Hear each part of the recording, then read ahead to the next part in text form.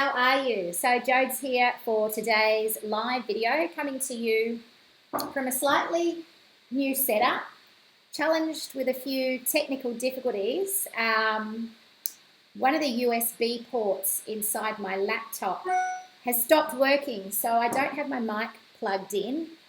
So sorry if it sounds a little bit tinny. And I was hoping to plug my phone in. So notice I've got the money screensaver for all of you that are in the 5-day money manifesting challenge, so that I could show you a bit of my setup that I've got going on here. So I finally managed to plug in my DSLR camera, and I've got a cable running through my computer, so the camera that's actually shooting is my Canon DSLR. Is that what they're called? Anyway, so that's exciting, and bit by bit we're slowly upgrading the set and making it a little bit more fancy, but I think I need a new computer to keep up with all the tech. But anyway, today what I wanted to talk to you about is two topics. It's term 4, finally I'm going to say it right this time, day 1 back of term 4, which is of course the final term for 2021. And oh my God, what a weird year it has been. We had our first coaching call back, which has been like a month for me back in the arena, because I took 2 weeks off before the end of term and then 2 weeks of no coaching and client work for school holidays. So I've had an entire month off of doing client work, which is incredible what you can get done when you work on your own business and you go away for a holiday. So it was really beautiful to reconnect with the students in our Lifestyle Business Builder program and just start getting stuck into their businesses and re-energizing and refocusing and remotivating them to close out the year super strong. And so there was 2 things that came up that I thought might add some value into this community for you. Number one of our students jumped on, and she's got a really fantastic business development meeting with a potential organization who wants to engage her to take their team on a transformational journey to get the results and bring the team together, coaching, teamwork, etc. And so she wanted to know what's the best thing to do in that meeting, and should she go with the proposal ready to talk through what she can do, or how do you best manage a business development meeting? And I get this question asked a lot, and if you've heard me respond, maybe you're here because you need to hear it again. And if you haven't, then tune in, because this is very, very valuable. Now, when I used to work in the corporate world, I had a very high conversion rate, which meant if I got a business development meeting with a potential client and we had a solution that could match, I was very good at getting the sale. Yet I always have said the number one thing I hate is selling. So I'm not a pushy salesperson.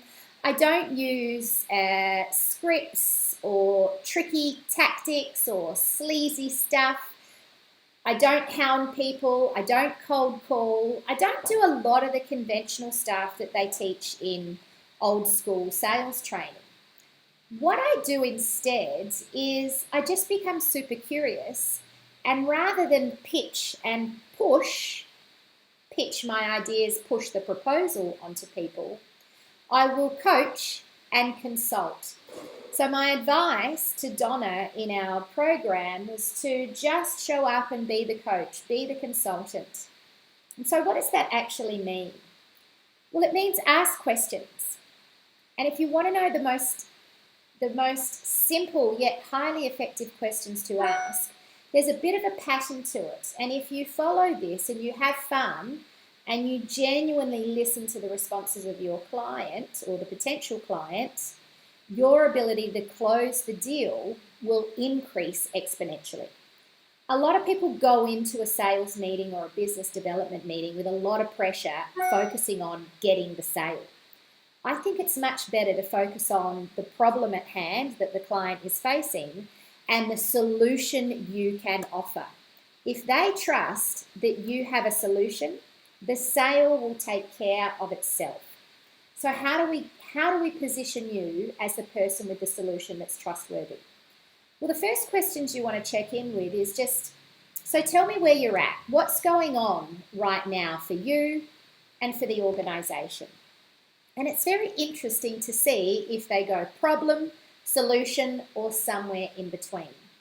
Or if they avoid it altogether and kind of talk about nothing, which is what some people do sometimes. But typically, people will say, well, you know what, it's been a really hard year and we're having a few problems with this staff member and that team over there's challenged by an individual and this manager's not performing. And they'll usually just spout out a whole lot of problems. And it's a good idea to take some notes. And you can even say, look, do you mind if I just take a few notes as we're talking through this? And they'll usually say, yeah, absolutely, sure. You want to listen carefully to the words that they use. And so let's say they spout off 3 or 4 problems for you. I would then go back and say, well, so from what you've said, there's maybe 3 or 4 different issues. Can we talk about this one first? The situation with the team leader. What's really going on there? And then you might go to another one over here. And you want to give it time to just unpack, and let them really lay out their dirty laundry so they can really understand the challenges that they feel faced with, and so that you can as well. So once they've unpacked that, if you've done this a lot, you will notice that most people have very similar problems. And so you can reassure them and say, look, you might feel like you're stuck in a place that that feels very foreign, or that you're very unique and these challenges are unusual. But I have to say, it's very, very common. What I'd love to know before we talk about a solution is, what is the ultimate goal? What do you want things to look like? So then you start asking questions about what they want to achieve. What would Nirvana look like? I actually use language like that. I'm very conversational. I really loathe scripts. So I just talk to them about, all right, what are your problems? What is the dream destination? What is Nirvana? Then, once we've had a conversation, that could be a good 10, 15-minute conversation around those 2 bookends: pain, pleasure, away from, towards. Then we unpack the stuff that currently exists for them in the middle. There will be things that they have tried, and so you want to understand that. So what have you already tried? And they might talk about things they did years ago. Was there anything that worked? Often they'll say, yes, actually, we used to do that and it was pretty good, but somehow we stopped doing it. You go, okay, great. Well, is that something you could do again? Would that be worthwhile? And sometimes you find some mini wins, some low-hanging fruit that they could pick up straight away. So we've unpacked the stuff that they've already tried. We want to find out what has worked. I also think it's a really good idea to ask them, what didn't work? And what do you know should never be attempted again? Was there anything that really was a bad idea, or that you did that you just don't think would be right to do again? This is really important, because what you don't want to do is ask a few surface level questions, then go off and create a proposal and present them something back that they have no belief in the ability of achieving, or something they think that they've already tried and it just didn't work for them. Now, your solution might be similar to something that they've tried before. So, for example, they might say, well, you know what, we've tried sending our managers to leadership training and it didn't really get any traction. Now, if you are promoting and selling leadership training, this is golden information, because you need to understand why it didn't get any traction, and then you need to present why you do things differently. Every industry has what I call a broken solution, which means a solution that they typically try and it fails again and again, and there's just these constant patterns. So if you're in the weight loss industry, the broken solution is fad diets. They're popular. Just about everyone's had a crack at one once upon a time. But we all know that if you do it and then you go off of it, you end up putting the weight back on again. So you've got to kind of create these lifestyle changes. So every industry, every problem has a broken solution. The broken solution is the thing that comes up consistently again. So you want to dig around and see if you can find the broken solution. And then, and only then, you start to present your ideas or your pathway. And if you do this well, the shift will happen by them asking you questions, because you will have spent maybe by now 15 or 20 minutes just coaching out of them their current situation, their desired situation, what they've tried to get from here to there, what's worked, what hasn't worked, what they never want to do again. And then you can start presenting your ideas and your thing. And I wouldn't recommend that you do a full pitch in the meeting. What I recommend instead is you say, you know what, here's something that I've learned about this current situation. And I often like to draw out a model where I'll just give them a paradigm shift around why things need to be done differently to what they're currently used to doing. So you would have a model that you would draw out and you would create a paradigm shift. And by then, they will usually say to you, well, you know what? This makes a lot of sense to us. So could you help us with what we are trying to get resolved? You say, absolutely, I think I could. What I'm going to do is I'm going to take all the notes that I've written today and I'm going to put together a proposal of what I think would be the best fit for you. And what I often do, this is me saying to you, not role-playing to them, is I will create a proposal that has two options. So I'll often say, look, I'm going to put together a proposal for you and I'll do two options. I'll give you kind of the all-in best case scenario because, if you've got a higher budget, you can see absolutely full support, one-on-one as well as group coaching. And then I'll highlight some things that we could do to shorten that or sharpen it up if budget is an issue for you. So I might give them two options, the kind of all-in best case scenario or the budget-friendly option. Or I could even ask them, what do you prefer? The all-in, money is no issue option, or the budget-friendly? It's also really good to ask them in a casual way, have you got a budget in mind? What about a time frame? When are you looking to get this started? How long would you like the project to run for? Once we're up and running, how many people would you like to go through this program? Or how many clients or how many participants in the organisation do you want to be involved? I also think a really nice question to end with is, thanks very much for your time. So I just want to close out and I want you to imagine that we've gone through the journey together and we've created the change.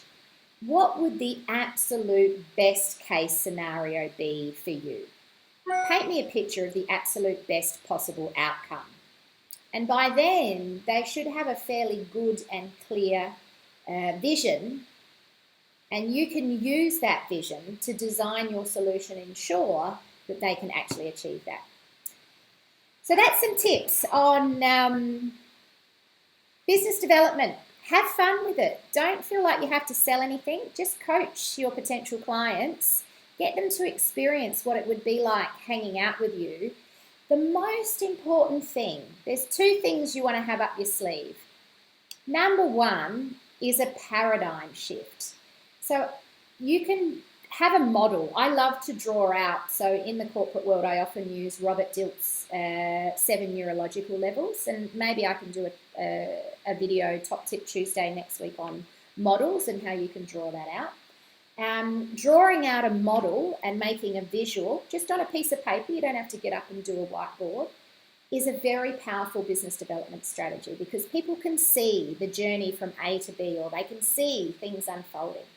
So a model to create a paradigm shift is number one. Number two, have a deep understanding of the common problems that happen in their world or their space. Now, if you are an NLP coach or a high performance coach and their industry is not your industry of expertise, it doesn't matter. Have a deep understanding of the common problems that humans have in the workplace. or that leaders have when they're trying to onboard or engage teams, or organisations have. But just have a deep understanding of the most common problems that trip people up so that they can feel like, yeah, I can really relate to that. And if you work industry specific, what I used to do when I worked a lot in local government was I had the top 10 problems that I see most councils struggling with.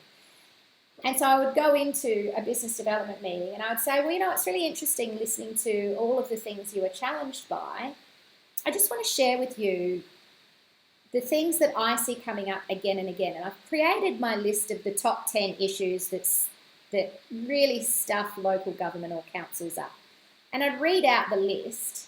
I can't remember if I had 5 or 10. I'm pretty sure I had 10, but 10 feels like a lot to me. You could probably just have 5, but I'm pretty sure I used to have 10. Anyway, you read out the list, and every single time I did, do you know what the response I would get? Is, oh my God, you literally just described our organisation. Now that's a very powerful thing to have because instantly you have rapport and trust because they feel like, wow, you really get us. You've literally just described us. So before you go into a business development meeting, I would have in the back of your head the top 5 or the top 10 if you want, common issues that hold people or organisations or that type of sector or industry back. Okay, so that is my first part that I wanted to talk to you about today. The second thing was what to do if you feel a little weary. A couple of people in today's coaching call, and even on our team meeting this morning actually, were just feeling a bit, it's like, is it this time of year? Is it that we're all just ready to have a break for Christmas? Who knows? It doesn't even matter what it is or why we're doing it. But it's more important to consider, all right, what do we do with that? Because if you are running a business and you are feeling weary, it can be a very slippery slope, and it can be one of those things that can actually tip you over the edge, or even have you having thoughts like, I just need to give up, or I need to get out of here. And it's very human, and I want you to know, and this is one of the things that I said on the coaching call,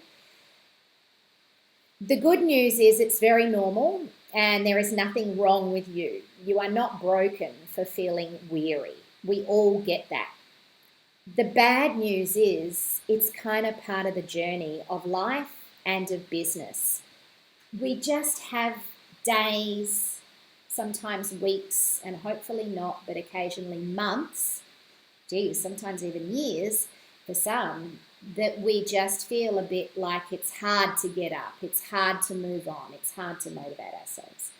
So here are my top 5 tips. I should do 7, but I'm just going to do 5 on what to do if you are feeling a little bit weary. Number 1, I would say unplug from the news, the mainstream media, the noise, maybe even for you, the social media, whatever it is that burdens you or has you feeling at an unconscious level a little bit anxious, just unplug from that. Number 2, I would say plug in to a network or a community or a group of friends or even an individual that you know always makes you feel better. So I love our community because one of our students, Catherine, said this once when she jumped on a coaching call and she was feeling a bit weary. And she said, oh, I just love it here. It's the place that I can always come to get cheered up when I'm feeling down and cheered on when I'm just smashing it. And so that really stuck with me. She said it about a year ago, and I've decided that I want that to be the culture for our community. I want it to be a place where you can always plug in to be cheered up and cheered on. So think about, for number 2, where is the place that you can get cheered up and cheered on? It might be a community, it might be another individual. So unplug, then plug in. Unplug to the wrong things, plug into the right things. Number 3, connect back, and this seems very obvious, but sometimes we need to remind ourselves to connect back to your purpose, your why, the mission. I say this all the time. Do not build a business, lead a movement. It's a very different energy. And you know what? There's glory in leading a movement. And if any bugger, poo-poo, naysayer is going to criticize you for just trying to do good stuff, then that's on them. But when you try and build a business, and you get all salesy or you try and do this stuff, it can seem a bit icky sometimes. And so building a business, it's not always so cool.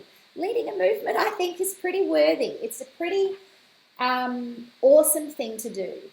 And what I mean by leading a movement is really connecting to why do you feel it's important to show up and create a business and to help people. And so for me at the moment, the drive to Freedom Fest and the desire to get people in the room, and I know, I listen to people nearly every day complaining about they're being burnt out, they don't have plans, they can't focus, they're so busy, they're overwhelmed, they're exhausted. And you go, okay, well, I'll create a space for you. And I'll provide you all of the tools and the planning and the resources that you need to get those problems solved. But do you think they just say, yes, I'll come all the time? No. People don't want the solution all the time, even if it's in front of their face. Sometimes people would rather complain. But I think if you go back to just the ultimate purpose of leading your movement and why it matters to you and what the problem is that you want to help people solve, and even if you can't solve everybody's problem, but you can just solve 1 or 2 people's problems, then it can be a much more worthy place to start from. And in fact, I love one of the ladies in our community, Marianne Bennett, who's a clinical nutritionist and expert in helping you uncover your genomic blueprint, and she uses the blueprint in your genes to help you heal in a very customized approach from chronic illness. And Marianne's mission was always just, if I can just help one woman get her life back the same way I got mine back, then that will be worth it. And I love that for her because she wasn't a person that was in business at the start, and the idea of trying to lead a global movement was terrifying to her. It's like exciting, but where do I begin? So her movement was just to help one woman, one other woman, and then 2 women, and then 3 women, and now it's just, again, evolving. So go back to that. So that's the 3 things. Unplug, plug in, go back to your why, lead the movement. Number 4 is find the things that light you up and do those. Just one little thing, and it might be something as simple as pouring yourself a cup of tea and just sitting in silence and sipping that tea. It might be pouring yourself a glass of wine. It might be eating a piece of chocolate. It's not about something that's designed to give you your optimum perfect health, but just a little something that in a healthy way can light you up and make you feel good. In a relaxed way, in a reconnecting way. For me, eating a piece of chocolate or a piece of cake is the wrong thing because it's the wrong kind of light me up. It's like, it's an escapism and it's an avoidance. But I tell you what really lights me up in a healthy way, and you'll know the difference. There's a different energy between these 2 things. Is pouring a cup of herbal tea in a nice cup with a nice pot and actually sitting in silence and drinking that. And sometimes it'll be just sitting in silence and looking out a window and drinking that. Or sometimes it will be sitting and reading a book while I drink that. And it's a very, very lovely feeling, and it just takes 10 minutes or even 5 sometimes. So find your thing that lights you up, recharges, nourishes, energizes you if you're feeling weary. And just take the 5 minutes a day to do it. My 5th and final thing is based on a strategy that I was prescribed by an Ayurvedic doctor back in 2010, I think it was. And it was one of the many moments in time that set me on a trajectory that has completely transformed my life. And what it was to sit in silence for 5 minutes a day. And then after I sat in silence, I was to write down all of the stuff that came up out of my head. Now at first, I would sit down, I would light a candle, so he said, make it beautiful, because in Ayurvedic we celebrate the 5 senses. And he said, Jodie, every meal should be a celebration of not just sitting scoffing the food, but the preparation of the food. You want to ignite your sense of smell, your sense of touch as you prepare the food, your sense of hearing as you listen to the sounds of the food cooking or crunching as you're chopping things up, the sight, watching the beautiful colours, and of course then finally the taste. And so when you work with an Ayurvedic practitioner or an Ayurvedic doctor, they really encourage you to awaken the senses, to just create more awareness through all 5 senses. And so what he said was, whilst you sit in silence, you may want to create a little ritual. And so my ritual was, I made a beautiful spot in my bedroom. I put a candle there. I had my notepad on my bed, so I sat down at my bedside table. I had my bed there, my bedside table here. I'd have my notepad there with a pen ready to go. I'd put my phone on my timer. Before I did that, I'd light my candle. I'd meaningfully look at it and take a deep breath. I'd set my timer for 5 minutes. I'd put that down. I'd close my eyes and I would just sit. Now, the first few times I did this, I've got to tell you, 5 minutes felt like 5 hours. And I was like, kept looking at my timer going, did I actually set that? Because I was kept trying to peek and think I didn't put the timer on properly, because I'm thinking, why didn't it go off? But after a while, it became so cathartic. The garbage that came out of me was so cleansing that 5 minutes turned into a 20-minute practice. And then doing that daily for well over a year, every single day, combined with yoga and the journaling, really was the birthplace of the 7 effects. It really was where I came up with the vision for the 7 elements of life and the life audit and the ultimate life planning workshop and the 7 effect, going from being a goals club, which is what we had in existence, to becoming a fully fledged curriculum that could change people's lives and give them a planning system that they could plug in to achieve any goal.